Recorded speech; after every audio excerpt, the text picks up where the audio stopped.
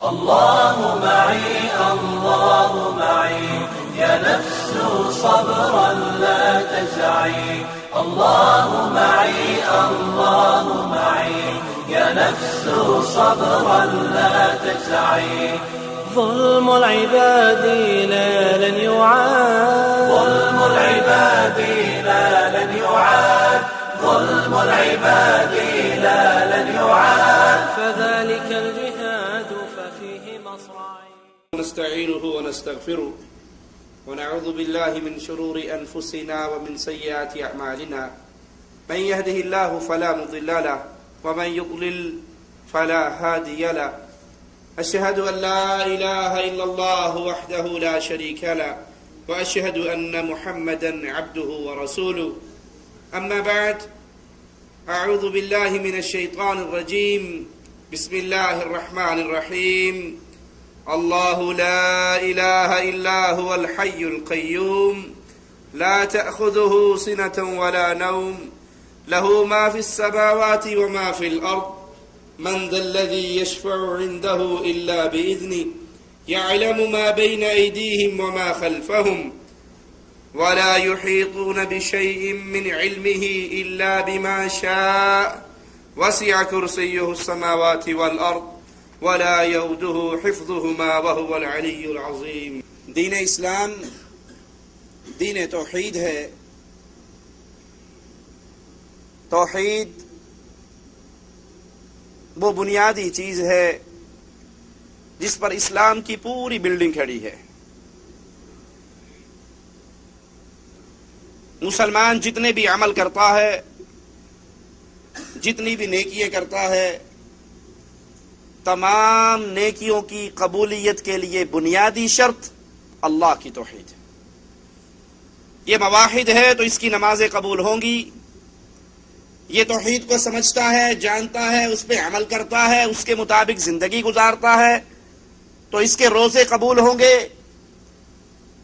اس کے نفل، اس کا حج، اس کی زکوٰۃ، اس کا جہاد، اس کا صدقہ، اس کی خیرات، تمام چیزوں کی قبولیت کا ایک ہی ذریعہ ہے کہ سب سے پہلے، نماز سے پہلے، روزے سے پہلے، حج سے پہلے، جہاد سے پہلے، صدقے سے پہلے، قتال سے پہلے یہ لا الہ الا اللہ کے پیغام کو جانتا ہو، یہ لا الہ الا اللہ کے معانی کو سمجھتا ہو، یہ لا الہ الا اللہ کا تعارف حاصل کر چکا ہو.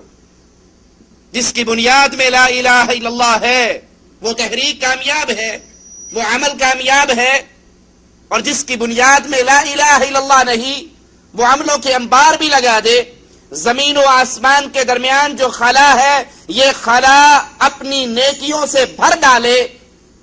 اگر وہ لا الہ الا اللہ کو نہیں سمجھتا، عقیدہ توحید کو نہیں جانتا، اللہ کی وحدانیت کو نہیں سمجھتا، اس کا اللہ پر ایمان ویسے نہیں جیسے اللہ کی کتاب اور امام الانبیاء علیہ الصلوۃ والسلام کے فرمان ہمیں سمجھاتے اور سکھاتے ہیں، تو اس کی ساری زندگی کے اعمال برباد ہیں. قرآن حکیم میں مالک اعلان فرماتا ہے لا یغفر ان یشرک بہ ویغفر ما دون ذلک لمن یشاء. مشرک کو اللہ نے کبھی معاف نہیں کرنا. زانی معاف ہو سکتا ہے، شرابی معاف ہو سکتا ہے، چور معاف ہو سکتا ہے، قاتل معاف ہو سکتا ہے، ڈکیت معاف ہو سکتا ہے. ایک مجرم ایسا ہے جسے قیامت کے دن اس کے لیے نہ کوئی سفارش ہے، نہ شفاعت ہے، نہ معافی ہے، نہ جہنم سے نجات کا کوئی ذریعہ ہے. مسلمان گناہگار، حدیث میں آتا ہے ایک شخص کھڑا ہوگا، مظلوم کھڑا ہوگا، ظالم سے سوال کرے گا. یہ ظالم جس کو مالک معاف کرنے کا فیصلہ کر چکا ہے، اس کو جنت عطا کرنے کا فیصلہ اللہ کر چکا ہے. مظلوم کہے گا اللہ اس نے ظلم کیا تھا، مجھے اس سے بدلہ لے کر دے. آج تیری عدالت ہے. مظلوم سوال کر رہا ہے، مالک بجائے اس ظالم سے لے کر دینے کے، اس کو تو اللہ نے معاف کر دیا، وہ تو اہل جنت میں شامل ہو گیا.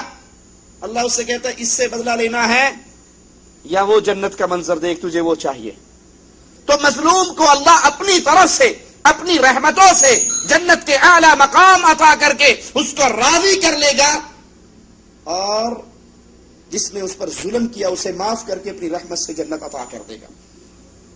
ہر ظلم، ہر گناہ، ہر خطا، ہر بیماری، ہر غلطی اللہ کے دربار میں معافی کے لیے پاسبل ہے کہ اللہ اس پر اپنی رحمت فرمائے اور معاف کر دے۔ ایک گناہ، ایک جرم، ایک خطا، ایک ظلم عظیم ایسا ہے جس کی کبھی معافی نہیں ہوگی، اور وہ شرک ہے۔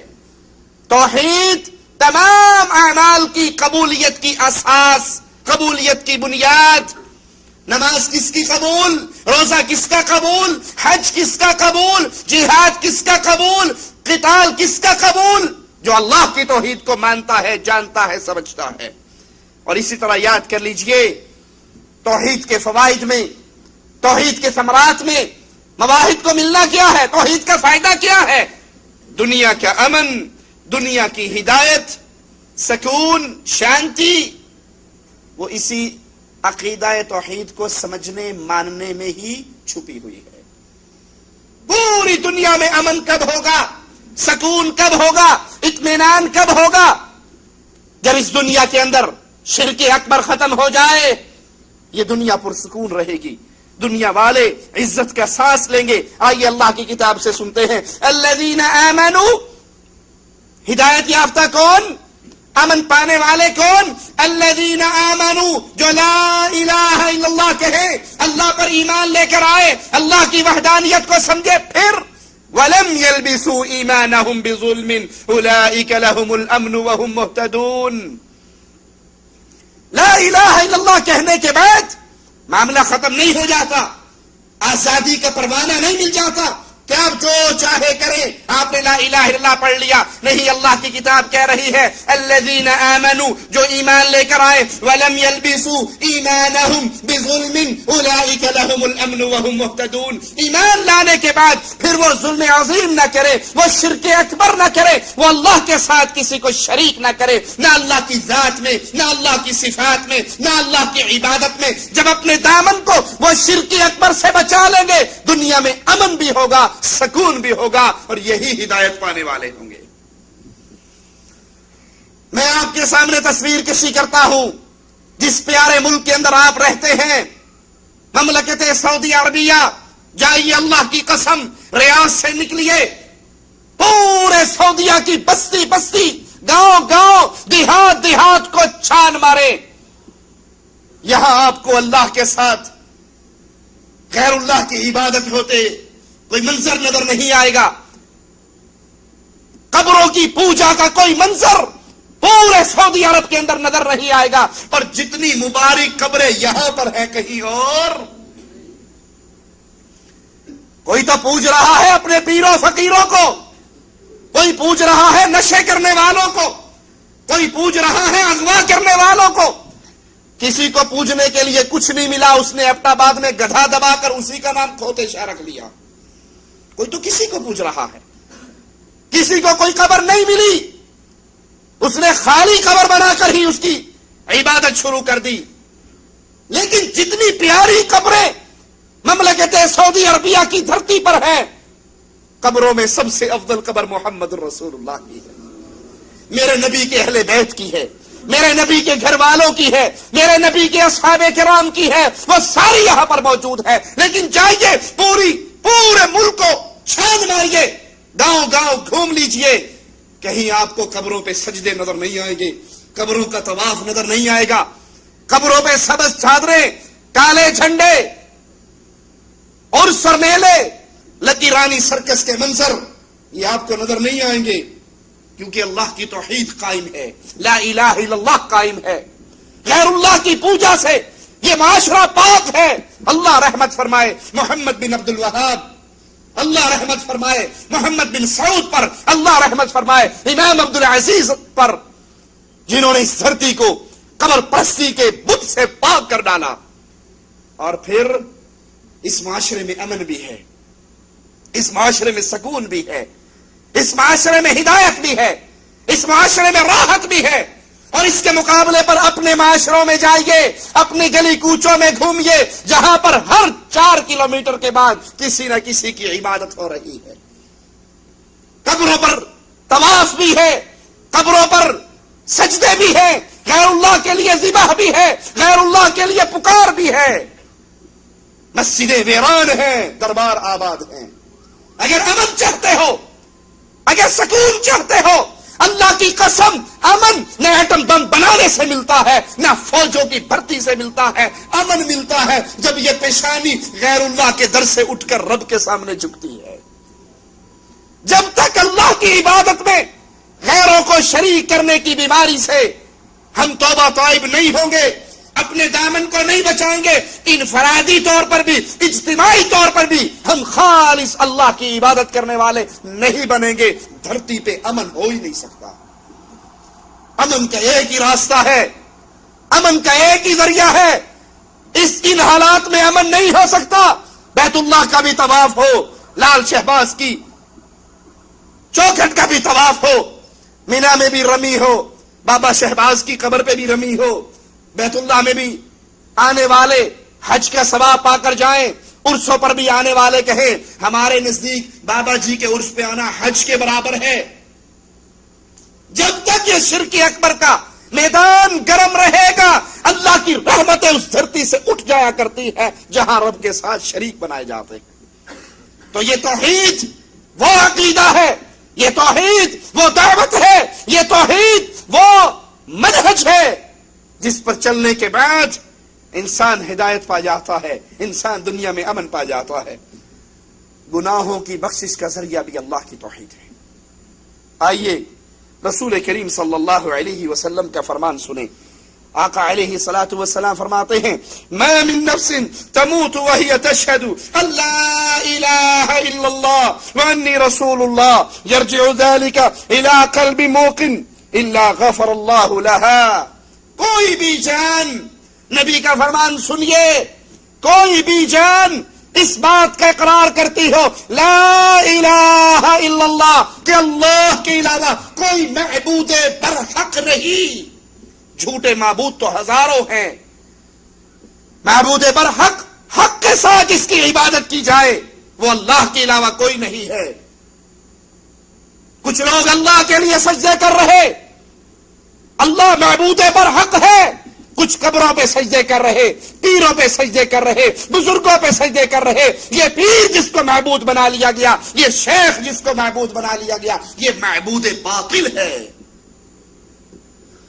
جو جان بھی اس بات کا اقرار کرے، اس کے دل میں یقین ہو، وہ دل کی گہرائیوں سے اس کو تسلیم کرے لا الہ الا اللہ کہ اللہ کے علاوہ کوئی نہیں جس کو مصیبتوں میں پکارا جائے، جس سے شفا مانگی جائے، جس سے رزق مانگا جائے، جس سے اولاد مانگی جائے، جس سے بیماریوں کو ٹالنے کا درخواستیں دی جائیں، الا اللہ، سوائے اللہ تعالیٰ کے۔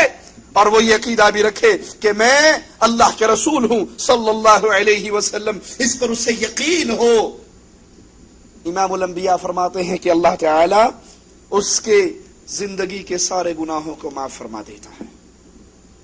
اب سوچئے، جسے یقین ہو کہ اللہ کے علاوہ کوئی الہ نہیں ہے، اللہ کے علاوہ کوئی مشکل کشا نہیں ہے، اللہ کے علاوہ کوئی حاجت روا نہیں ہے، کیا وہ غیر اللہ کے در پہ جا کے سجدے کر سکتا ہے؟ سجدے تو ہوتے وہی ہیں جہاں امید ہو کہ یہاں کا آنے والا خالی ہاتھ نہیں جاتا، وہیں پہ سجدے کرتا ہے۔ انسان وہیں پہ اپنے آپ کو ذلیل بنا کر پیش کرتا ہے، اپنے آپ کو کم تر بنا کر پیش کرتا ہے، جہاں اسے امید ہوتی ہے کہ اس در کا منگتا، اس در کا بھکاری خالی جھولی لے کر نہیں، جھولیے بھر کے جاتا ہے، اور یہ در صرف عرش والے اللہ کا در ہے۔ گناہوں کی بخشش کا ایک ہی ذریعہ اللہ کی توحید کو سمجھیے اور اللہ کی توحید پہ قائم ہو جائیے۔ امام الانبیاء علیہ الصلوۃ والسلام کا فرمان سنیں، یہ ابن آدم، حدیث قدسی ہے، مالک فرماتا ہے یہ ابن آدم، اے آدم کے بیٹے، اے اولاد آدم، انک لو اتیتنی بقراب الارض خطایا، تو میرے پاس آئے تیری میری ملاقات ہو اس حال میں زمین و آسمان میں جو خلا ہے یہ سارا خلا تیرے گناہوں سے بھرا ہوا۔ ایک روایت میں آتا ہے اس زمین سے آسمان تک کا سفر 500 سال کی مسافت کے برابر ہے۔ آسمان کتنا بڑا ہے، زمین کتنی بڑی ہے، یہ خلا کتنا بڑا ہے۔ اے اہل توحید، اے لا الہ الا اللہ کو سمجھنے والوں، اے اللہ کی توحید کو اپنے دلوں میں بٹھانے والوں، اے اللہ کی توحید کے آوازے کو عام کرنے والوں، اس پکار کو لوگوں کی سماعت سے ٹکرانے والوں، اس دعوت توحید کو لے کر کریا کریا کوچا کوچا گھومنے والوں، مبارک ہو تم کو۔ اللہ کیا فرما رہا ہے؟ اے آدم کے بیٹے، اگر تو میرے پاس اس حال میں آئے کہ زمین و آسمان کا یہ خلا سارا تیرے گناہوں سے بھرا ہوا ہو، ثم لقیتنی لا تشرک بی شیئا، ایک شرط کے ساتھ، یہ زمین و آسمان کا خلا ہر طرح کے گناہ سے بھر جائے، ایک شرط کے ساتھ، ایک نہ ہو، کون سا؟ جھوٹ نہ ہو، چوری نہ ہو، قتل نہ ہو، زنا نہ ہو، ڈکیتی نہ ہو، کیا نہ ہو؟ شرک نہ ہو۔ آج تو سائل کسی سے پوچھ لے شرک کے بارے میں تو کہتے ہیں یہ شرک پر کوئی چیز نہیں ہے، بس یہ شیطانی وسوسہ ہے۔ احمد رضا خان صاحب بریلوی اپنی کتاب ملفوظات احمد رضا میں لکھتے ہیں کہ جنید بغدادی دریائے دجلہ پر کنارے پر کھڑے تھے، انہوں نے پار جانا تھا، تو وہ یا اللہ کہتے ہوئے دریا پر چلنے لگ گئے جیسے انسان عام راستے خشکی پہ چلتا ہے۔ پیچھے ایک بابا مرید بھی تھا، انہوں نے کہا شاہ جی تسی تو جان رہے ہو، میں بھی جانا ہے، مجھے بھی لے جاؤ۔ کہا تو کہ یا جنید یا جنید یا جنید، مرید نے کہنا شروع کر دیا یا جنید یا جنید یا جنید، دریا نے اس کو بھی راستہ دے دیا، اب یہ بھی پانی کے اوپر مثل سڑک چل رہا ہے۔ احمد رضا خان صاحب لکھتے ہیں کہ جب یہ مرید عین دریا کے سینٹر میں پہنچا تو شیطان لعین نے اس کے دل میں وسوسہ ڈالا، اور وسوسہ کیا ہے؟ ان کے نزدیک اللہ کی توحید وسوسہ ہے، اللہ کی توحید شیطانی وسوسہ ہے۔ کہ عین دریا میں درمیان میں آ کر شیطان لعین نے وسوسہ ڈالا کہ پیر صاحب جنید بغدادی صاحب تو کہہ رہے ہیں یا اللہ، اور مجھے کہہ رہے ہیں کہ تو کہہ یا جنید۔ جب وہ اللہ کو پکار کر دریا ان کو راستہ دے رہا ہے تو میں بھی اللہ کو ہی پکارتا ہوں۔ کہا میں نے یا جنید کی تسبیح چھوڑی اور میں نے کہا یا اللہ، اور غوطہ کھایا سیدھا اندر، ڈوبتے ہوئے کہا پیر جی میں تو گیا۔ کہا تینوں کہنے کیا سی یا اللہ کہنے بڑا بابی ٹکدا نہیں۔ کہا یا جنید، اس نے ڈوبتے ڈوبتے اندر پانی سے کہا یا جنید، پانی نے پھر اس کے اوپر نکال دیا۔ لا حول ولا قوت الا باللہ، انا للہ و انا الیہ راجعون۔ ارے یہ شرک تو کفار مکہ کے شرک سے بھی بڑا ہوا۔ کفار مکہ کی کنڈیشن مالک کے فرمان میں سنیے، فَإِذَا رَكِبُوا فِي الْفُلْكِ دَعَوُا اللَّهَ مُخْلِصِينَ لَهُ الدِّينَ فَلَمَّا نَجَّاهُمْ إِلَى الْبَرِّ إِذَا هُمْ يُشْرِكُونَ۔ مشرکین مکہ کشتیاں جب ان کی بھنور میں پھنس جایا کرتی تھی، لات و عزا کو بھول کر رب کو پکارا کرتے تھے، اور جب وہ آسانیوں میں آتے تھے پھر اللہ کے ساتھ شرک کرتے۔ اور یہاں بیچ دریا کے اس کے دل میں آیا کیوں نہ میں اللہ کو پکار لوں۔ تو احمد رضا صاحب لکھتے ہیں یہ شیطان لعین کا وسوسہ تھا۔ اور مالک کیا فرما رہا ہے؟ بندے تیری میری ملاقات اس حال میں ہو، زمین و آسمان کا گیپ گناہوں سے بھر لائے، اس میں ہر طرح کے گناہ ہوں سوائے ایک گناہ کے، ثم لقیتنی لا تشرک بی شیئا لاتیتک بقرابها مغفرہ۔ اے بندے اگر زمین و آسمان کے خلا گناہوں سے بھرے ہوئے شرک والا گناہ اس میں نہ ہوا، میں ساری زمین کا خلا، یہ سارا خلا اپنی رحمتوں سے بھر کے تیرے پاس آؤں گا اور ہر چیز معاف کر دوں گا۔ اور ایک روایت میں ہے کہ گناہوں کو نیکیوں میں تبدیل کر دیا جائے گا، جس پہ اللہ راضی ہے۔ اس کا یہ مطلب نہیں ہے کہ اب سے رج کے گناہ کرنے شروع کر دینا کہ معاف تے ہو ہی جانا، سگٹا پینچ کی حرج ہے، معاف تے ہو ہی جانا، داڑھی منڈ کی حرج ہے۔ یہ جس کے لیے اللہ چاہے گا معاف کرے گا، اور جس کے لیے نہیں چاہے گا اس کو جہنم کی بھٹی میں ڈال کے پھر نکال کر جنت میں بھیجا جائے گا۔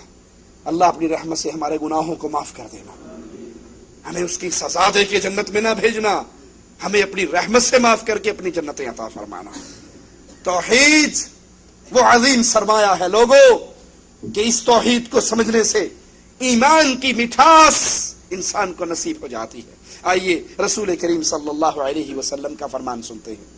آقا علیہ السلام نے فرمایا ثلاث من کن فیہ وجد بہن حلاوت الایمان، جس کے اندر 3 باتیں پیدا ہو جائیں، جس کے دل میں 3 باتیں پیدا ہو جائیں، اللہ تجھے تیرے پیارے ناموں کا واسطہ ہے، سب سے پہلے کہنے والے کے دل میں اور پھر ہر سننے والے کے دل میں یہ پیدا فرما دے۔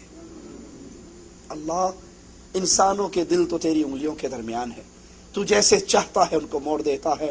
اللہ ہمارے دل کے اندر یہ 3 باتیں پیدا فرما دے تاکہ ہمارا دل بھی ایمان کے ذائقے کو چکھے۔ فرمایا جس کے دل میں یہ 3 باتیں پیدا ہو جائیں اس نے ایمان کے ذائقے کو چکھ لیا، دوسرے لفظوں میں وہ پکا مومن بن گیا۔ اس کے ایمان کی گارنٹی محمد الرسول اللہ صلی اللہ علیہ وسلم نے عطا فرما دی۔ وہ کیا ہے؟ من کان اللہ ورسولہ احب الیہ مما سواہما، سب سے پہلی بات اس کے دل میں جو محبت اللہ اور اس کے رسول کی ہو کائنات میں وہ کسی اور کے لیے،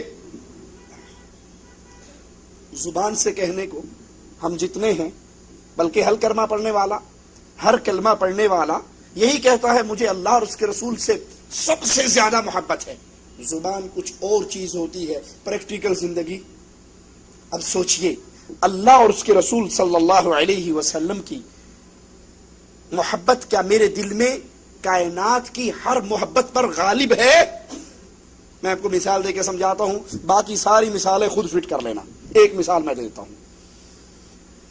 بیگم صاحبہ کہتی مولوی نال میرا گزارا نہیں ہوتا، تو کتنے داڑھی رکھ کے مولوی جا میں، وہ پہلے والے سسٹم جو تھا نا وہ ٹھیک تھا، ہاں نہ پتہ لگتا تھا یہ وہ بچہ ماں باپ کے درمیان میں سویا ہوا اندھیرے میں، رات کا پہر، بچے کو پیاس لگی، اس نے ماں کے منہ پہ ہاتھ پھیرا وہ بھی صاف، ابو کے منہ پہ ہاتھ پھیرا وہ بھی صاف، وہ پریشان ہو کے بیٹھ گیا میری ماں کیڑی میرا پیو کیڑا۔ اللہ نے مرد بنایا، کہتے ہیں انسانوں لوڈ نہیں، ہمیں دوسری پارٹی میں اللہ رہنے دے، اس پارٹی میں جانے کی ہمیں ضرورت۔ بیگم صاحبہ کہتی ہے داڑھی شیو کر دو، اللہ اور اس کے رسول کا حکم ہے اس کو معاف کر دو۔ میں ایک مثال دیتا ہوں، باقی مثالیں ساری اس کے اوپر اپنے آپ خود فٹ کر لینا۔ بیگم کہتی ہے یہ داڑھی والے کے ساتھ نہیں رہنا، نبی فرما رہے ہیں وفر اللحى، داڑھیوں کو معاف کرو، داڑھیوں کو بڑھاؤ، ان کو ان کے حال پہ چھوڑ دو، او کما قال علیہ الصلوۃ والسلام۔ اب آپ کے دل میں اللہ اور اس کے رسول کی محبت زیادہ ہے یا بیگم کی، قوم کی، قبیلے کی، دوستوں کی، ماں باپ کی، نفس کی محبت زیادہ ہے؟ کس کی مانتے ہیں؟ فیصلہ خود کر لینا۔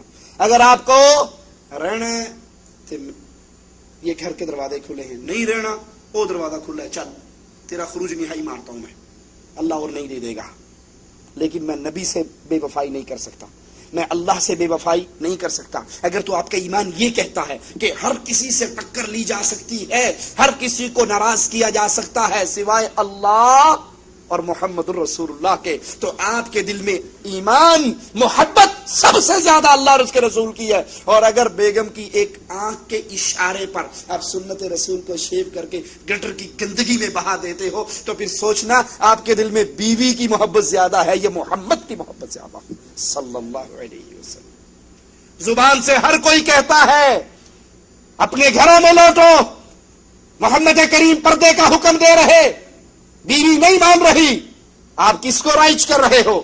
نبی کریم شادی بیاہ کر کے دکھایا، میرے نبی نے، ہندوؤں نے بھی کر کے دکھایا، آپ کس کے مذہب پر چل کر شادی کر رہے ہو؟ اس طرح A to Z مسائل کو سمجھتے جاؤ اور تولتے جاؤ، میرے دل میں اللہ رسول کی محبت زیادہ ہے یا میرے دل میں خیر اللہ کی محبت زیادہ ہے؟ تو جس کے دل میں اللہ اور اس کے رسول کی محبت ہر محبت پر غالب آ جائے، اس نے ایمان کے ذائقے کو چکھ لیا۔ اور دوسری بات امام الانبیاء فرماتے ہیں وَإِن يُحِبُّ الْمَرْءَ لَا يُحِبُّهُ إِلَّا لِلَّهِ، وہ کسی بھی آدمی سے محبت کرے صرف اس بنیاد پر کرے کہ یہ اللہ کا نیک بندہ ہے۔ محبت کی بنیاد کیا ہو؟ میں انڈین ہوں یہ انڈین ہے، میں پاکستانی ہوں یہ پاکستانی ہے، میں پٹھان ہوں یہ پٹھان ہے، میں پنجابی ہوں یہ پنجابی ہے، میں سندھی ہوں یہ سندھی ہے۔ یہ محبت کی بنیاد نہیں ہے۔ جی بالکل ٹھیک ہے، وہ فلاں بندے کا رشتہ ہمارے گھر میں آیا، دین ایمان کے لحاظ سے تو ہمیں بالکل مقبول ہے، لیکن دیکھو نا ہم بلوچ، ہم بلوچ اور وہ مسلی تیلی کمار، ہماری اب اتنی اونچی ذات ہے، ان کے ساتھ کیسے اٹیچمنٹ ہو سکتی ہے؟ تو اس کا مطلب ہے یہ لوگوں سے اللہ کے لیے محبت نہیں کر رہا۔ کسی بھی انسان سے محبت ہو، محبت کی ایک وجہ ہے یہ اللہ کے دین پہ چلنے والا، یہ اللہ کی توحید کو ماننے والا، یہ اللہ کی شریعت پہ عمل کرنے والا، اس لیے میں بھی اس سے محبت کر رہا۔ اور تیسری وجہ ایمان کا ذائقہ چکھنے کا تیسرا طریقہ، دو تو یہ ہو گئے، تیسرا یہ ہے کہ وہ کفر میں لوٹنا اس کو ایسے لگے جیسے آگ میں چھلانگ مارنا۔ قوم قبیلے کے ہاتھ سے مجبور ہو کر قبروں پہ سجدہ کر آنے والوں، برادری کی ناراضگی برداشت نہ کرتے ہوئے دودھ کی سبیل بابا جی کی قبر پہ چلانے والوں، کیا آپ جس کفر سے اللہ نے آپ کو نکالا ہے، جس شرک کی وادی سے اللہ نے آپ کو نکالا ہے، آپ چند لوگوں کی ناراضگی برداشت نہ کر سکے اور آپ نے بھی اسی راستے پہ چلنا شروع کر دیا کہ کیا کریں، قوم، برادری، بیوی، بچے، قبیلہ کیا کہے گا؟ تو سمجھ لیجیے آپ نے ایمان کے ذائقے کو نہیں چکھا۔ ایمان کا ذائقہ وہ چکھ رہا ہے جس کے دل میں اللہ اور اس کے رسول کی محبت سب سے بڑی ہو، اور وہ کسی سے محبت کرے تو اللہ کے لیے کرے۔ واپس کفر کے وادی میں اترنا اس کے لیے اتنا ہی دردناک ہو جتنا زندہ آگ میں جل جانا برا لگتا ہے۔ تو توحید پوری ہوتی ہے ان تین باتوں پر، اور جس کے دل میں توحید پیدا ہو جائے، توحید کے عقیدے کو سمجھ لے، مان لے، یقین کر لے، اس کا دل ایمان سے بھر جاتا ہے۔ توحید شرک سے برات کا سبب ہے۔ جب انسان اللہ کی وحدانیت کو سمجھتا ہے تو شرک اس انسان سے جدا ہو جاتا ہے۔ عبداللہ بن سلام کہتے ہیں کہ ہم رسول اللہ صلی اللہ علیہ وسلم کے ساتھ جا رہے تھے کہ آپ نے ایک آواز دینے والے کو سنا، وہ آواز دے رہا تھا، اشہد ان لا الہ الا اللہ واشہد ان محمد رسول اللہ، میں گواہی دیتا ہوں اللہ کے علاوہ کوئی الہ نہیں ہے اور محمد کریم صلی اللہ علیہ وسلم اللہ کے رسول ہیں۔ تو اللہ کے نبی صلی اللہ علیہ وسلم نے فرمایا، وَأَنَا أَشْهَدُ أَلَّا يَشْهَدُ بِهَا أَحَدٌ إِلَّا بَرِيءٌ مِّنَ الشِّرْكِ، اس کی گواہی سن کر، اس کا لا الہ الا اللہ کا واضح سن کر، محمد کریم کی رسالت کا اقرار سن کر آپ نے فرمایا، لوگوں میں گواہی دیتا ہوں جو بندہ اللہ کی توحید کو مانے، میری رسالت کو مانے، ایسے بندے کے بارے میں محمد کریم کی گواہی ہے کہ یہ شرک سے بری ہو چکا ہے۔ لیکن جو لا الہ الا اللہ کو سمجھ کے، لا الہ الا اللہ کے مفہوم کو جان کر، لا الہ الا اللہ کے تقاضوں کو سمجھ کے اسے پڑھتا ہے، اس پہ ایمان بناتا ہے، اس کی دعوت دیتا ہے، اس کے لیے یہ گارنٹی ہے۔ اور جو لا الہ الا اللہ کی تسبیح بھی پھیرتا رہے، قبروں کے طواف بھی کرتا رہے، غیر اللہ کے لیے سجدے بھی کرتا رہے، غیر اللہ کی نظر و نیاز بھی دیتا رہے، تو اس نے اصلاً لا الہ الا اللہ کو سمجھا ہی نہیں ہے۔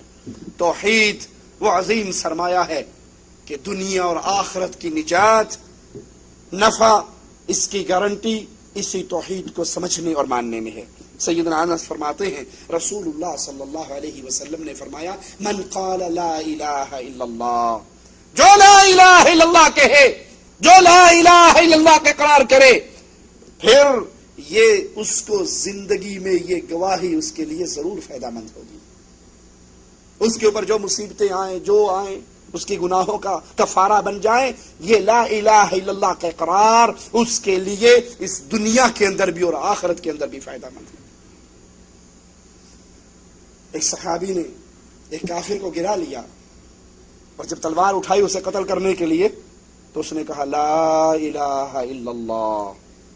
صحابی نے سوچا، غالباً سیدنا خالد بن ولید نے، کہ یہ تو ڈر کے پڑ رہا ہے، تو اس کو قتل کر دیا۔ رسول اللہ صلی اللہ علیہ وسلم تک خبر پہنچی، آپ نے کہا تو نے اسے قتل کر دیا اور وہ کہہ رہا تھا لا الہ الا اللہ؟ کہ اللہ کے نبی صلی اللہ علیہ وسلم وہ لا الہ الا اللہ ڈر کے کہہ رہا تھا، نیچے گرا ہوا تھا، میں اس کے سینے پر چڑھا ہوا تھا، میں نے اس کو قابو کر لیا تھا، میری تلوار اٹھ چکی تھی، وہ اٹھی ہوئی تلوار کو دیکھ کر اس نے ڈر کے کہہ دیا لا الہ الا اللہ۔ امام الانبیاء علیہ الصلوۃ والسلام نے فرمایا، کیا تو نے اس کا دل چیر کر دیکھا تھا کہ وہ ڈر کے کہہ رہا ہے؟ کیا قیامت کے دن تیرا کیا حال ہوگا جب وہ اللہ کے دربار میں لا الہ الا اللہ کے اس کلام کو لے کر آئے گا، کہے گا اللہ میں نے یہ پڑھا تھا، اس کے باوجود مجھے قتل کر دیا گیا، کہ اللہ میں اس کے اس عمل سے بری ہوں۔ لا الہ الا اللہ وہ عظیم سرمایہ ہے، توحید وہ عظیم نعمت ہے۔ اس کے فوائد میں سے ایک بہت بڑا فائدہ کہ اس کا اقرار کرنے والا دنیا اور آخرت کے اندر اس کی فائدے کی گارنٹی اللہ تعالی کی طرف سے ہے۔ جو شخص اس کو مان لے، اس کو تسلیم کر لے، اس پر یقین کر لے، اس کے مطابق زندگی گزار لے، وہ نہ یہاں پہ خسارہ پانے والا ہے نہ وہاں پہ خسارہ پانے والا ہے۔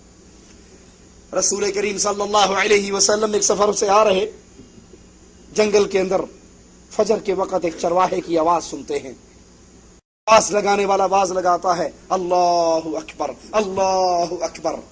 اللہ کے نبی فرماتے ہیں انت علی الفطرہ، تو فطرت سلیم پر ہے کہ اللہ کی کبریائی کو تسلیم کرتا ہے۔ اس نے پھر آواز لگائی اشہد ان لا الہ الا اللہ۔ امام الانبیاء نے فرمایا نجوت من النار، تو لا الہ الا اللہ کا اقرار کر کے جہنم کی آگ سے نجات پا چکا ہے۔ جو اللہ کی توحید کو سمجھ لے، لا الہ الا اللہ کو مان لے، اس کا اقرار کر لے، یہ اس کے لیے جہنم سے نجات کا اعلان ہے۔ توحید وہ عظیم سرمایہ ہے، وہ عظیم سرمایہ ہے کہ مواحد کے لیے قیامت کے دن رسول اللہ صلی اللہ علیہ وسلم کی شفاعت ہوگی۔ اللہ کے نبی کی سفارش، اللہ کے نبی کی شفاعت کا حقدار قیامت کے دن مواحد ہوگا، توحید کو سمجھنے والا۔ سیدنا ابو ہریرہ رضی اللہ عنہ وارضاہ فرماتے ہیں کہ اللہ کے نبی نے فرمایا میری شفاعت کا سب سے زیادہ حقدار وہ ہے من قال لا الہ الا اللہ خالصا من قلبہ او نفسہ، جس نے دل و جان سے خالص ہو کر لا الہ الا اللہ کہا ہوگا، قیامت کے دن محمد کریم کی شفاعت کا یہ حقدار ہوگا۔ وہ اللہ کے نبی کی شفاعت کے حقدار نہیں جو آواز لگاتے ہیں نہ میں کعبے گیا نہ 100 طواف کیتے، نہ میں گنگا گیا نہ میں اشنان کیتے، نہ میں نمازاں پڑھیاں نہ میں تسبیح پھیرے، نہ میں روزے رکھے، بلے شاہ نو مرشد ملیا انہیں ایویں جا بخشایا۔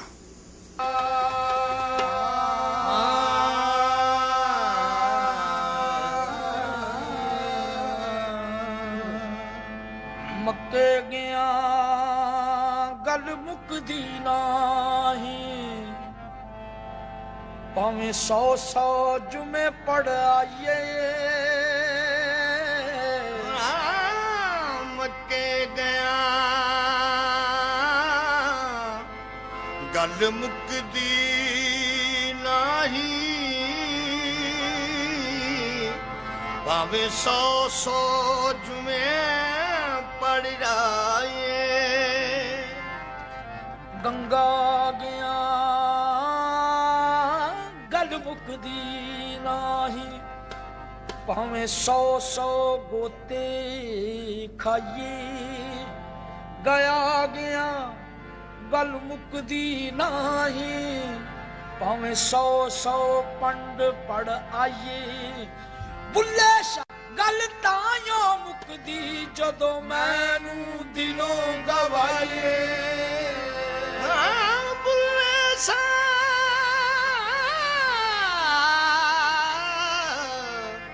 گل تائیوں مکدی جدو مینوں دلوں گوائیے، نہ میں پوجا پاٹ جو کیتی تے نہ میں گنگا نہایا، نہ میں 5 نمازاں پڑھیاں تے نہ میں 5 نمازاں پڑھیاں، نہ تسبیح کھڑکایا، نہ میں 30 روزے رکھے، نہ میں چلا پمایا، بلے شاہ نو مرشد ملیا انہیں ایویں جا بخشایا، بلے شاہ نو مرشد ملیا انہیں ایویں جا بخشایا۔ کہتا نہ میں نے نمازیں پڑھی، نہ میں نے روزے رکھے، نہ میں نے حج کیا، نہ میں نے طواف کیا، نہ میں نے اللہ کا ذکر کیا، کچھ نہیں کیا، بلے شان و مرشد ملیا انہیں ایویں ہی جا بخشایا، میری باپ پھڑ گیا تو معافی کرا کے جنت بھیج دیتا، جنت نہ ہوئی خالہ جی کا بڑا ہو گیا، جو چاہے بخشوا کے جنت دے دے۔ جنت جانے کا اصول، جنت جانے کی شرط، اللہ کے نبی فرما رہے ہیں میری شفاعت کا حقدار وہ ہوگا جس نے لا الہ الا اللہ کہا، اور صرف نبی اس لا الہ الا اللہ کے اقرار پہ رکے نہیں بلکہ فرمایا خالصا من قلبہ او نفسہ، دل و جان سے خالص ہو کر اس نے لا الہ الا اللہ کا اقرار کیا۔ کیا معنی دل و جان سے خالص ہونے کا معنی کیا ہے؟ لا الہ الا اللہ کہنے کے بعد پھر کبھی اس نے غیر اللہ کو نہیں پکارا، کبھی یا علی مدد کے نعرے نہیں لگائے، کبھی یا رسول اللہ مدد کے نعرے نہیں لگائے، کبھی قبروں کا طواف نہیں کیا، کبھی قبروں پہ سجدہ نہیں کیا، کبھی غیر اللہ کے لیے نظر نہیں دی، کبھی غیر اللہ کا ڈر، اللہ والا خوف اپنے دل میں نہیں بٹھایا، اللہ والی محبت غیر اللہ کی اپنے دل میں نہیں بٹھائی، کبھی جانوروں کے ذبح انہوں نے غیروں کے نام پہ نہیں کیا، خالصاً وہ خالص اللہ کی توحید کو سمجھے، دل و جان کے اندر رب کی توحید کو جگہ دی۔ قیامت کے دن یہ حقدار ہے، محمد اس کی شفاعت کریں گے، رب اس کو جنت عطا کر دے گا صلی اللہ علیہ وسلم۔ اللہ کی توحید کو سمجھنا عام بات نہیں ہے، یہ عام درس نہیں ہے، یہ عام سبق نہیں ہے، یہ توحید نجات ہے اس دھرتی پر بھی اور آخرت کے دن بھی۔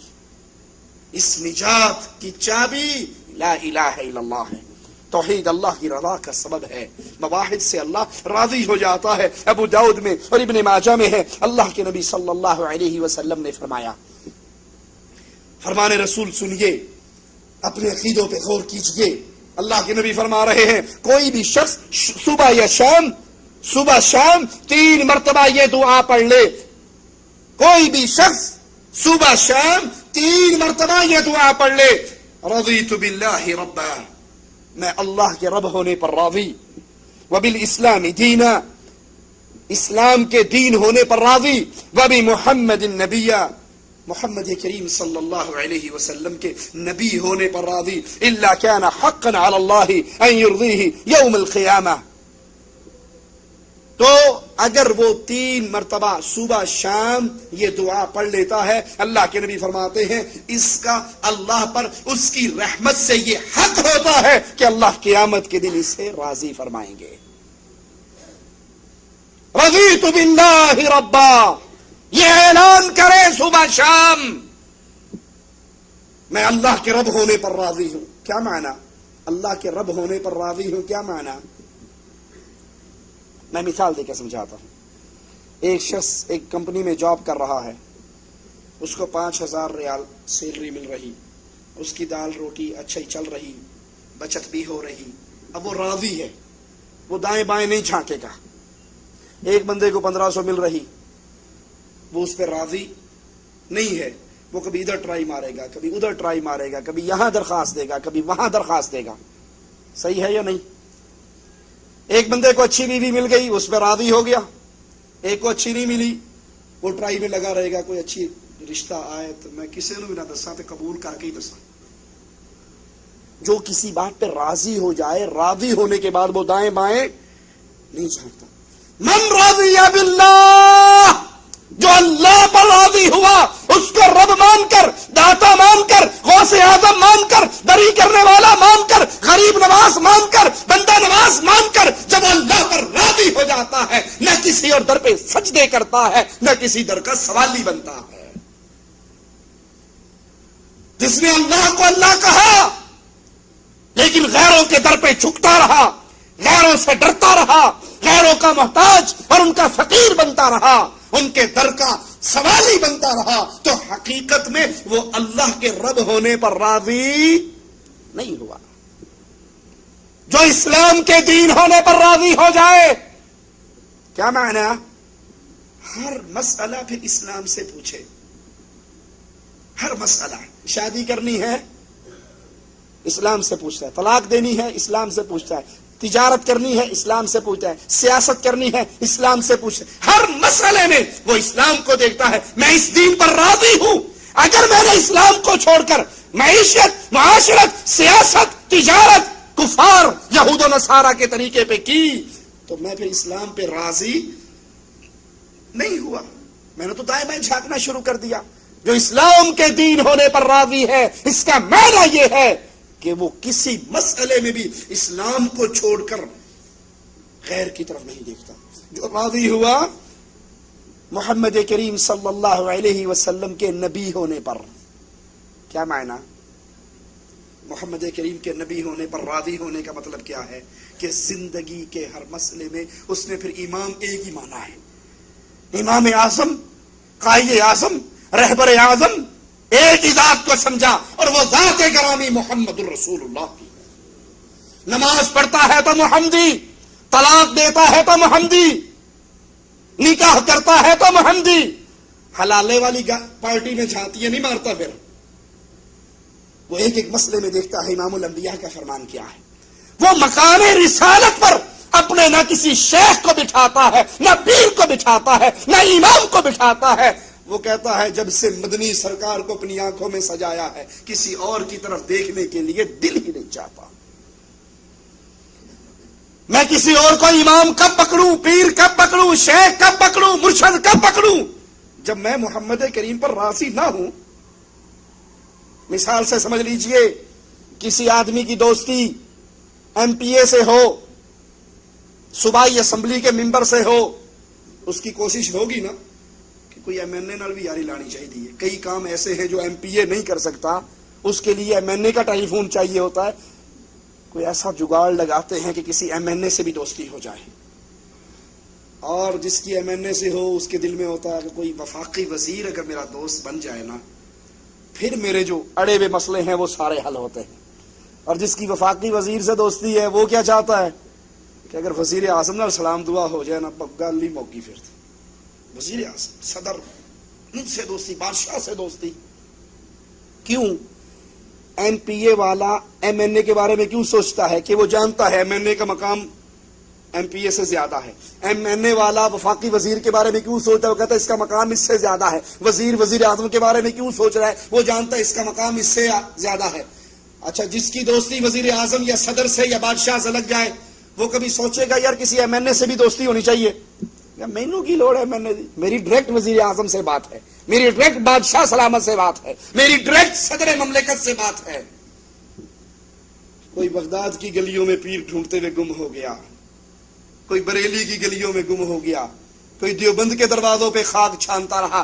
ہم نے پیر مانا ہے، امام مانا ہے، مرشد مانا ہے، قائد مانا ہے امام اعظم محمد الرسول اللہ کو صلی اللہ علیہ وسلم. ہمیں نہ کوفہ جانے کی حاجت ہے، نہ بغداد جانے کی حاجت ہے، نہ بریلی جانے کی حاجت ہے، نہ دیوبند جانے کی حاجت ہے. کیوں؟ اس لیے ہم نے اس کو امام مانا ہے، اس سے بڑا نہ پیدا ہوا ہے نہ ہوگا. امام اعظم محمد الرسول اللہ، قائد اعظم محمد الرسول اللہ صلی اللہ علیہ وسلم جو راضی ہوا محمد کریم کے نبی ہونے پر، اس نے جنت کی، اس نے ایمان کی مٹھاس کو چکھ لیا. لیکن یاد کر لو، نبی پہ راضی وہی ہوتا ہے جو حدیث رسول کو سن کے اپنے سینے سے لگا لیتا. نبی پہ راضی ہونے والے حدیث سننے کے بعد یہ نہیں کہتے حدیث تو ٹھیک ہے پر ہمارے مذہب میں نہیں ہے. حدیث تو ٹھیک ہے، بخاری میں آیا ہے ہمیں پتا ہے، مسلم میں ہے ہمیں پتا ہے، حدیثیں بھی ٹھیک ہیں، حدیثوں پر بھی محدثین کا اتفاق ہے، ضعیف بھی نہیں ہے، موضوع بھی نہیں ہے، من گھڑت بھی نہیں ہے. لیکن چیخے چنانچے چونکے جس پیر کا لڑ میں نے پکڑا ہے نا وہ ایسے نہیں فرماتے. مطلب کیا ہوا؟ تو نے اس پیر کی بات کو فوقیت دی ہے اور محمد کی بات کو نیچے گرا دیا ہے صلی اللہ علیہ وسلم. اس کا معنی ہے تو نبی کے نبی ہونے پر راضی نہیں. صحابی کہہ رہے ہیں اللہ کی بندیوں کو اللہ کے گھروں میں آنے سے نہ روکو. رسول اللہ کی حدیث ہے صلی اللہ علیہ وسلم. سگا بیٹا کہہ رہا ہے با، وہ نبی کا دور تھا، فتنے نہیں تھے. آج کے دور میں فتنے بہت بڑھ گئے ہیں، میں روکوں گا. کہا میں نے تجھے حدیث رسول سنائی اور تو نے پھر کہا میں روکوں گا، میں مرتے دم تک تجھ سے دوبارہ کلام ہی نہیں کروں گا. وہ نبی کو نبی ماننے میں راضی ہے جنہوں نے احادیث رسول کو پیروں فقیروں اماموں بزرگوں ولیوں کی بات کو مان کر ٹھوکر حدیث کو مار دی. حدیث تو ٹھیک ہے لیکن ہماری فقہ میں نہیں ہے، ہمارے بزرگوں نے یہ نہیں سکھایا. ساری بزرگی، ساری امامت، سارے بڑائی، ان کی بڑائی ختم ہو جاتی ہے محمد کے سامنے صلی اللہ علیہ وسلم.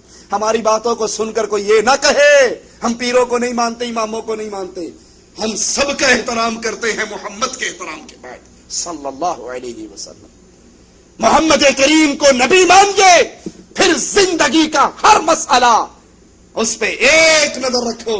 میرے آقا نے کیا کیا؟ میرے نبی جماعت کرا رہے، دوران نماز جوتے اتار کے سائیڈ پہ رکھ دیے، سلام پھیرا تو ہر صحابی کے جوتے اتر چکے تھے. کسی صحابی نے دلیل نہیں پوچھی، کیونکہ نبی کریم کا فرما دینا، نبی کریم کا عمل کرنا، آپ کے سامنے کوئی عمل ہو اور آپ کا خاموش ہو جانا اس عمل کو دین بنا دیتا ہے. آپ نے پوچھا میرے صحابہ تم نے جوتے کیوں اتارے؟ کہا آقا آپ نے جو اتار دیے تھے، آپ نے جو اتار دیے تھے.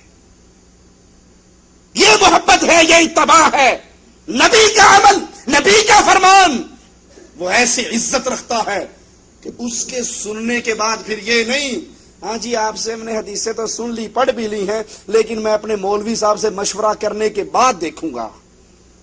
حدیث رسول سن کر، حدیث رسول کا علم حاصل کر کے پھر اس حدیث کی منظوری کے لیے مولوی کے سائن چاہیے. اس سے بڑی بدنصیبی اور کیا ہوگی. لوگوں توحید انسان کو جہنم سے نجات دلواتی ہے.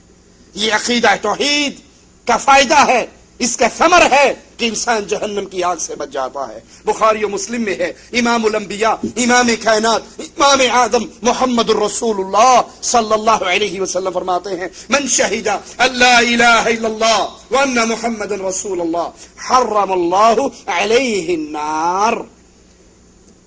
جو گواہی دے لا الہ الا اللہ محمد رسول اللہ کی، اللہ اس کے چہرے کو جہنم کی آگ پہ حرام کر دیتا ہے. اگر لا الہ الا اللہ کی گواہی دینے کے بعد شرک اکبر باقی رہے، غیر اللہ کی پوجا باقی رہے، اللہ کے شریک بنانے کی بد عادت باقی رہے، تو انسان جہنم کی آگ سے کبھی نہیں بچ سکتا. اور اب تو یہ عادت بطور ثواب کی جاتی ہے. اللہ کا شریک بنا کر اس کو بھی نیکی سمجھ کے بناتے ہیں. ایک ذاکر کی گفتگو میں سن رہا، وہ کہنے لگا علی مشکل کشا ہے، علی مشکل کشا ہے. میں کیا چیز ہوں؟ قرآن سے پوچھو. اللہ انا للہ و انا الیہ راجعون، لا حول ولا قوت الا باللہ. زبان تھر تھراتی ہے ان جملوں کو دہراتے ہوئے. صرف اس اللہ کے ساتھ کیے گئے شرک کے آوازے کو ننگا کرنے کے لیے اپنے رب سے معافی مانگ کر میں اس کفر کو بیان کر رہا ہوں تاکہ آپ کی آنکھوں پہ پڑے ہوئے پردے گر جائیں. اللہ محتاج علی کا ہے. میں کیا ہوں؟ قرآن سے پوچھو. اللہ کا سہارا بھی علی ہے. لا حول ولا قوت الا باللہ. انا للہ و انا الیہ راجعون. مشکل میں چارہ علی میں کیا ہوں، قرآن سے پوچھو رب کا بھی سہارا علی. جب شرک اکبر اس درجے پر پہنچ جائے، اللہ کے ساتھ شراکت اس حد تک پہنچ جائے، رب محمد کی قسم وہاں پہ پھر یہ لا الہ الا اللہ کہنے کا فائدہ نہیں ہوگا. یہ فائدہ تب ہے جب اس پہ یقین ہو، یہ خالص دل کے ساتھ کہا جائے اور دل سے ہر طرح کی شرک کی نجاستیں نکال کے پھینک دی جائیں، اللہ کی توحید کو مان لیا جائے. تو پھر مبارک ہو کہ توحید کا عقیدہ سمجھنے والے کے چہرے پر اللہ جہنم کی آگ حرام کر دیتا ہے. بخاری و مسلم میں ہے، امام الانبیاء فرماتے ہیں فإن اللہ حرم علی النار من قال لا الہ الا اللہ یبتغی بذلک وجہ اللہ. جو اللہ کو راضی کرنے کے لیے لا الہ الا اللہ پڑھے، اقرار کرے، ایمان لائے، اللہ ایسے انسان پر جہنم کی آگ کو حرام کر دیتا ہے. مقصود کیا ہو لا الہ الا اللہ پڑھنے کا؟ کہ اللہ راضی ہو. اور جس کی منشا یہ ہو کہ بابا جی راضی ہو جائیں، وہ مظفر آباد سے نکلتے ہوئے سہیلی سرکار کے دربار میں 50 روپے اس لیے ڈالے، 50 روپے ڈالتا، پھر بابے کی قبر کی طرف منہ کر کے ہاتھ جھکاتا ہے، ہاتھ باندھتا ہے، سر جھکاتا ہے، بابا جی پلی کرے آجے۔ اس کا یہ ڈر ہے دل میں، بابے کو اگر صبح صبح پیسے نہ دیے چلتی گاڑی کو الٹ دے گا، برباد کر دے گا۔ آج کا دودھ اگر 11ویں والے بابے کے نام پہ نظر نہ دی، بھینس مار دے گا۔ اس کے لا الہ الا اللہ کا اعتبار نہیں ہے، کیونکہ اس نے اس مرضی سے پڑھا نہیں کہ اللہ راضی ہو، اس نیت سے اس کلمے کو اقرار نہیں کیا کہ اللہ راضی ہو۔ اللہ تو صرف وحدہ سے راضی ہوتا ہے، اہل شرک سے رب راضی نہیں ہوتا۔ توحید انسان کو جنت میں داخل کرواتی ہے، بخاری و مسلم میں ہے۔ امام الانبیاء، امام کائنات، امام اعظم محمد رسول اللہ صلی اللہ علیہ وسلم فرماتے ہیں، من شہد ان لا الہ الا اللہ وحدہ لا شریک لہ وان محمدا عبدہ ورسولہ وان عیسی عبد اللہ ورسولہ وکلمتہ القاها الى مریم وروح منہ والجنة حق والنار حق ادخلہ اللہ الجنہ علی ما کان من العمل۔ یہ حدیث پورا عقیدہ ہے۔ امام الانبیاء فرما رہے ہیں جس نے یہ گواہی دی کہ اللہ وحدہ لا شریک ہے، کوئی اس کا شریک نہیں، کوئی اس کا بیٹا نہیں، کوئی اس کے نور کا ٹکڑا نہیں، محمد کریم نور من نور اللہ نہیں، بلکہ وہ وحدہ لا شریک ہے ذات و صفات و عبادت میں۔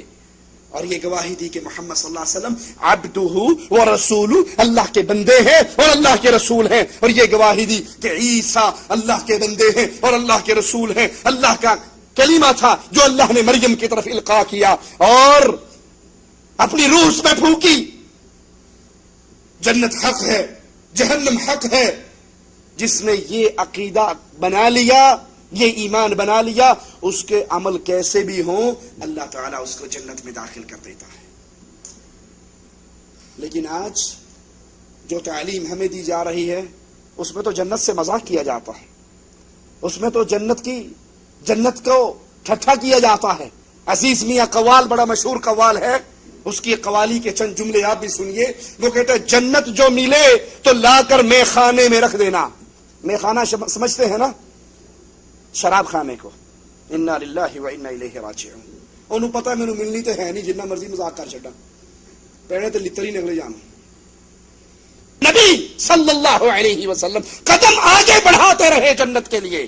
فرمایا اللہ نے مجھے جنت دکھائی، میں اس کی طلب میں 2 قدم بڑھا۔ نبی اس کی طلب میں آگے بڑھے، اپنے صحابہ کو یہ تعلیم دی۔ ایک صحابی کھجورے کھا رہے، نبی نے فرمایا اٹھو کفار سے لڑو، اگر تمہیں یہ کفار قتل کر دیں تم اللہ کی جنت میں داخل ہو جاؤ گے۔ وہ صحابی 3 کھجورے کھا چکے، 4 کھجورے بھی ہاتھ میں ہیں، کہنے لگے یہ 4 کھجورے ختم کروں پھر کافروں سے لڑوں، قتل ہو کر جنت میں جاؤں۔ بڑی لمبی زندگی ہے، کھجوروں کو زمین پہ پھینکا، کافروں سے بھیڑ گئے، شہید ہوئے، جنت میں پہنچ گئے۔ ایک ٹانگ سے معذور صحابی گھر سے نکلے، بیٹوں پوتوں نے کہا آپ نے بڑے بڑے مار کے نبی کے ساتھ لڑے، آپ معذور ہیں، کہاں جا رہے ہیں؟ اللہ نے اجازت دی ہے گھر بیٹھ جاؤ۔ نبی کے پاس آئے، کہنے لگے اللہ کے نبی میرے بیٹے مجھے کہتے ہیں آپ ایک ٹانگ سے معذور ہو، آپ کیوں جا رہے ہو؟ اللہ کی قسم میں اسی ایک ٹانگ سے لڑکھڑاتا ہوا رب کی جنت میں داخل ہوں گا۔ میدان مارکے میں گئے، پہلے حملے میں شہید ہو گئے۔ امام الانبیاء نے فرمایا سچا تھا، رب نے سچا کر دکھایا، یہ رب کی جنت میں لنگڑاتا ہوا چل رہا ہے۔ یہاں جنت کی تعلیم ہے۔ میدان احد میں اللہ کے نبی نے فرمایا من یردہم عنا وہو رفیقی فی الجنہ، کون ان دشمنوں کو ہم سے دور کرے گا؟ رب جنت میں اس کو میرے قریب کر دے گا۔ اور یہاں قوال کیا تعلیم دے رہے ہیں؟ جنت جو ملے لا کر میرے میخانے میں رکھ دینا، کوثر کو میرے چھوٹے سے پیمانے میں رکھ دینا۔ انا للہ و انا الیہ راجعون۔ اللہ نے اپنی نبی کو تسلیہ دی کوثر عطا کرنے کی باتیں کر کے، انا اعطیناک الکوثر، ہم نے آپ کو کوثر عطا کی، جس میں اللہ کے نبی اپنی امت کا استقبال کریں گے۔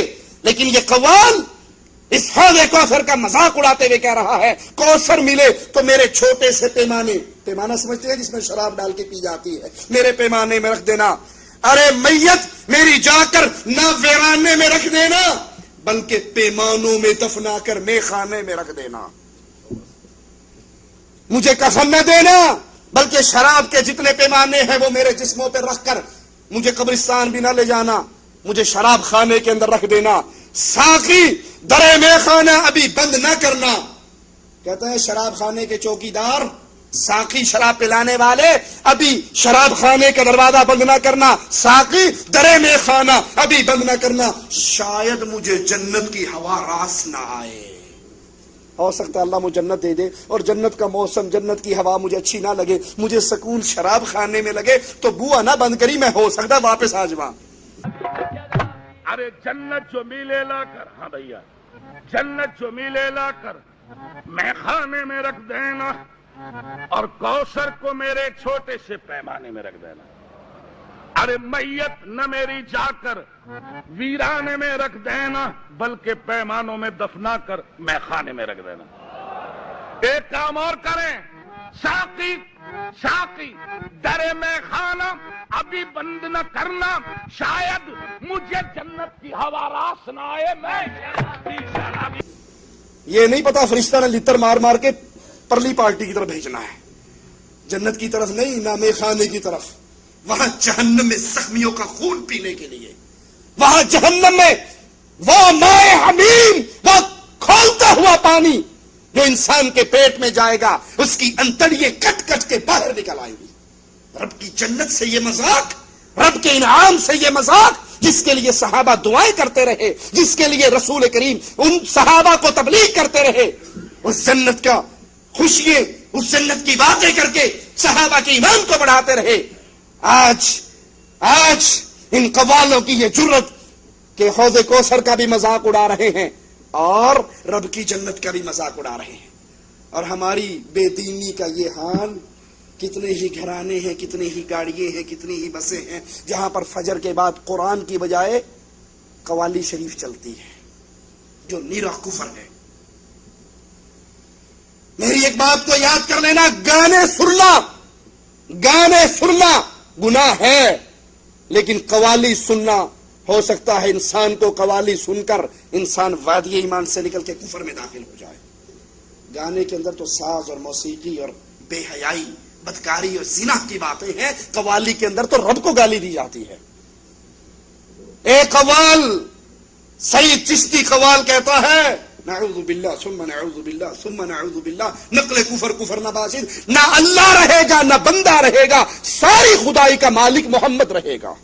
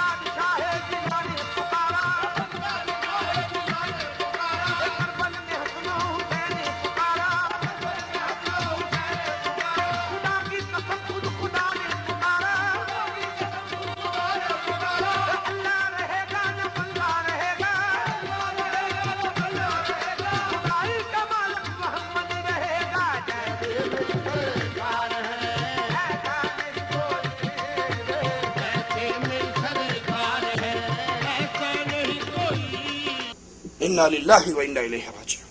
لوگوں، اللہ کے لیے رب کی توحید کو سمجھو، اللہ کے لیے شرک کے بڑھتے ہوئے اس طوفان کو سمجھو. اپنی اولاد کو تو بچا لو، اپنے گھر والوں کو بچا لو، اپنی بستی والوں کو بچا لو، اپنی جان کو بچا لو، وگرنہ اگر یہ شرک کا طوفان ہمارے ایمان کی دیواروں کو توڑ گیا پھر ٹھکانہ جہنم کی دہکتی ہوئی آگ کے علاوہ کچھ نہیں ہو سکتا.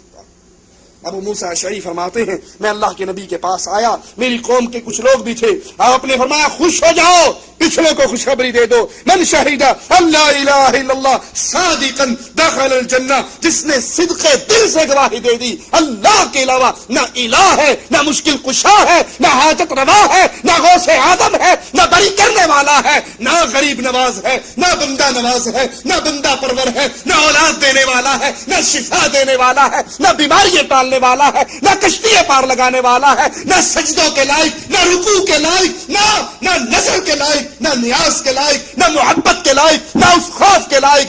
جو اللہ ہے اس کے شریک کوئی اور نہیں، جس نے سچے دل سے یہ کہا وہ جنت میں داخل ہو گیا۔ اللہ ہم سب کو اپنی جنت میں داخل فرمائے، اللہ ہمارے دل میں اس ایمان کو پیدا فرمائے۔ صحیح مسلم میں ہے، ابو ہریرہ فرماتے ہیں اللہ کے نبی نے فرمایا اشہد ان لا الہ الا اللہ وانی رسول اللہ، جس نے یہ گواہی دے دی اللہ کے الہ ہونے کی، محمد صلی اللہ علیہ وسلم کے رسول ہونے کی، لا یلقى اللہ بہما عبد غیر شاکر فیہما الا دخل الجنہ، جو یہ دو گواہیاں لے کر اللہ کے دربار میں جائے اس شرط پہ کہ وہ اس میں شک نہ کرتا ہو۔ ہر جگہ پہ آپ کو یہ دعوت ملے گی، کلمہ پڑھنے کے بعد یقین ہو، شک نہ ہو۔ شک کس کو ہے؟ جو یہاں پہ مسجد میں اللہ کے لیے سجدہ کرے، قبر پہ پیروں کے لیے سجدہ کرے، اس کو لا الہ الا اللہ میں شک ہے۔ جو یا اللہ مدد بھی کہے اور یا فرید مدد کے نعرے بھی لگائے، اس کو لا الہ الا اللہ پر شک ہے۔ جو نبی کی حدیث سن کر امام کی بات، پیر کی بات، مولوی کی بات کی وجہ سے نبی کی حدیث کو ٹھوکر مار کے کہے ہمارے مذہب میں نہیں ہے، اس کو محمد رسول اللہ کے نبی ہونے میں شک ہے۔ اور جو بغیر شک کے اللہ کے پاس جائے، نبی فرماتے ہیں اللہ اس کو جنت میں داخل کر دے گا۔ امام الانبیاء نے فرمایا جاؤ لوگوں میں اعلان کر دو من شہد اللہ الہ الا اللہ وجبت لہ الجنہ، جس نے لا الہ الا اللہ کا اقرار کیا اللہ اس پہ اپنی جنت کو واجب کر دیتا ہے۔ سیدنا عمر فرماتے ہیں امام الانبیاء نے فرمایا من شہد لا الہ الا اللہ دخل الجنہ، جس نے لا الہ الا اللہ کہا اللہ اس کو جنت میں داخل کر دیتا ہے۔ سیدنا جابر فرماتے ہیں امام الانبیاء نے فرمایا من مات لا یشرک باللہ شیئا، من مات، جو اس حال میں مرا لا یشرک باللہ شیئا، اس نے اللہ کے ساتھ کسی کو شریک نہ بنایا، نہ پکار میں، نہ عبادت میں، نہ رکوع و سجود میں، نہ نظر میں نیاز میں، نہ طواف میں، نہ ایک ایک عبادت جس کا حقدار اللہ تھا اس نے اس کا شریک عبادت میں کسی کو نہیں بنایا، دخل الجنہ، یہ موحد مرے گا اور رب کی جنت میں داخل ہو جائے گا۔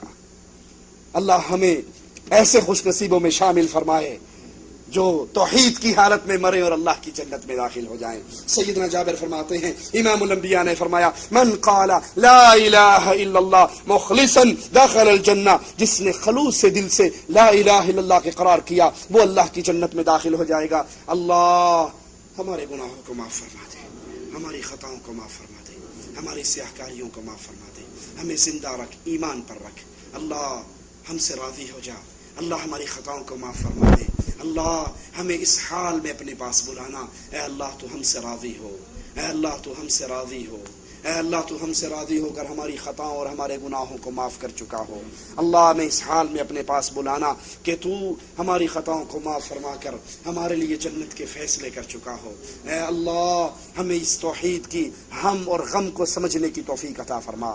اللہ ہمارے دل کے اندر یہ غم بھر دے کہ ہم تیری لا الہ الا اللہ کی آوازیں کو لے کر اپنے بھائیوں تک اس دعوت کو پہنچائیں، کتاب کے ذریعے، سی ڈی کے ذریعے، کیسٹ کے ذریعے، کسی کو درس میں لا کر، جو میری طاقت ہے اگر میں اپنی زبان سے سمجھا سکتا ہوں تو میں اس کو اپنی زبان سے سمجھاؤں، اگر مجھ میں سمجھانے کی ہمت نہیں کتاب اس کو دوں، کیسٹ اس کو دوں، سی ڈی اس تک پہنچاؤں، اس کو کھینچ کے اپنے ساتھ اہل توحید کے درسوں میں، پروگراموں میں لے کر آؤں۔ یاد کر لو لوگو، اگر کسی انسان کی محنت سے کوئی ایک بندہ بھی اللہ کی توحید کو سمجھنے والا بن گیا، اس کی ساری نیکیاں قیامت کے دن جہاں اس کے پلڑے میں ہوں گی وہاں آپ کے پلڑے میں بھی ہوں گی۔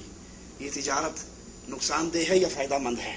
تو اللہ کے لیے، اللہ کے لیے، اللہ کے لیے اس توحید کے ہم اور غم کو اپنے دل میں پیدا کرو، اس توحید کی دعوت کو پھیلانے والے بنو۔